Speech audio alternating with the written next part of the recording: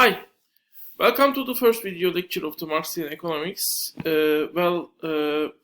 I'm in my living room. If you are interested, you can look how you can see the way it looks like. And I should remind you, this is first time I'm recording video lectures, and unfortunately, I also don't have much time to revise it. That's why it can be a little bit amateurish, and I'm sorry for potential sides of the video that might look a little bit amateurish. But anyway, today's lecture will be on two different subjects: technical and technological change, and unemployment and reserve army. Both of the topics were we should actually cover them before the coronavirus break week. As you might remember, before that week, on the Tuesday, all face-to-face educational activities were ended, but online education activities continued all the way up to the Friday, which means officially we had covered the topics of that week. We are responsible from those topics. However, since we were not able to do a face-to-face lecture, I would like to add a video lecture to that week also. So that's where we start our video lectures, basically. The point we start is basically also the point where we had covered fully the Marxian economics concept, and we are starting now with the Marxian economics, the trends, the Marxian economics description of the major trends of capitalist economic system. And mainly we will talk about different trends, but the main trend starts to be materializing in the actual third lecture, but actually it will be the lecture after this, which will be the capital accumulation lecture. Today we will spend some time on the technical and technological change, basically, which is interestingly, Marx has done some analysis of this technical and technological change. He has chapters devoted on it.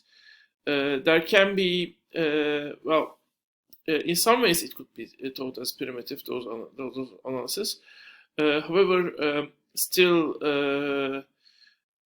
in mainstream and neoclassical analysis, basically models, technical and technological change is usually taken as a random factor. I name it as the assumption of this ethic scientists who are working. There are certain people who are crazy scientists working at the ethic and randomly choosing topics they work on and decide what they will produce as a scientific and technological development. And in return, in economics, technological change is entering like as a random factor to the economic system. Not something the system directs or generates, basically. Of course, as you might already know, this is not the case. Basically, most scientists, even at the universities where they are able to work freely, are guided in different ways by the major companies who are basically the people who have the ownership of capital, with funds, grants, and also with available material. By the way, even if you don't care for the grants that are basically given to the scientists by them, by companies and corporations, then you work on the data that is available, but the data available is very much depend on the institutions that are funded by many by companies, major companies, basically. So the interest of capital can direct the science and technological development, and the government might be another agent that might maybe direct them science and technological development. However, government might also think that, as you see in this corona break very well, they might think that the overall interest of the society mainly depends on also the interest of the capital, because if the capitalists are bad, they won't invest, and then they will fire people, and then the whole economy will go bad. So basically, the interest of capital is kind of seem as if it is aligning with the interest of the society. And in capitalist economic system, this is not necessarily completely wrong, by the way, since the economic system is directed by the capitalists and their decisions are effective. When the system is functioning in a normal way, yes, the capitalists might be very well the ones when things are going bad for them, they will make decisions that will also hurt other agents in the economic system, basically.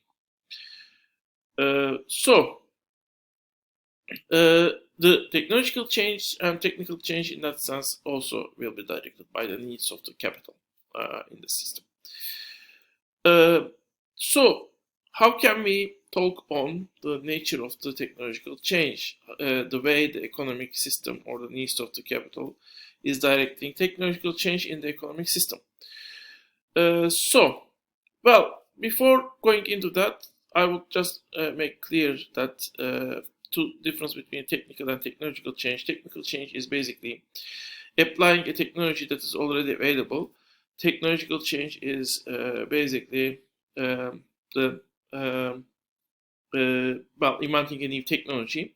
And technological change might also be separated into two parts, two different versions. One is the non-radical technological change, which is actually just maybe an extension or extension of a new technology that was developed. For example, application of the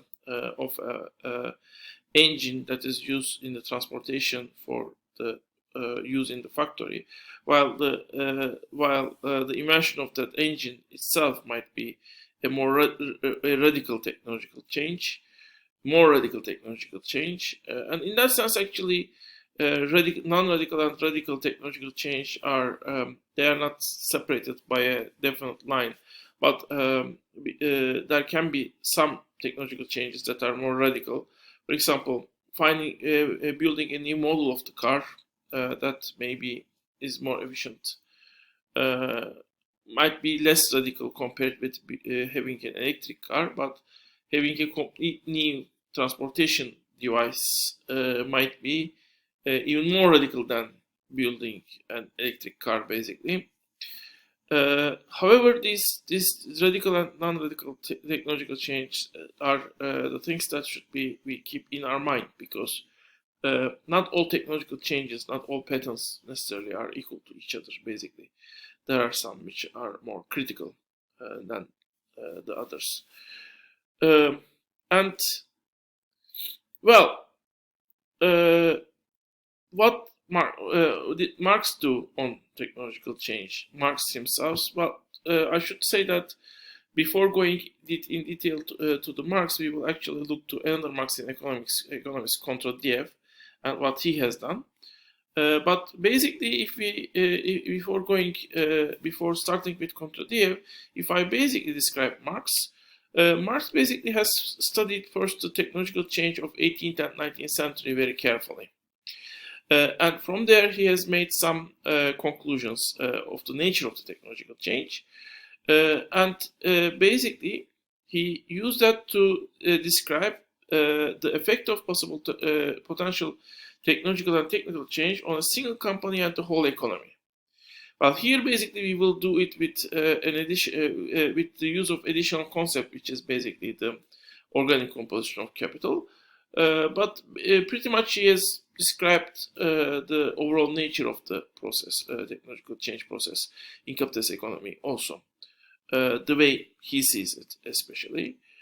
Well, at starting point is again the technological and technical change is basically demanded by the capitalists, and the technological change is should be basically serving to the needs of the capitalists. So we should not find out what those needs are.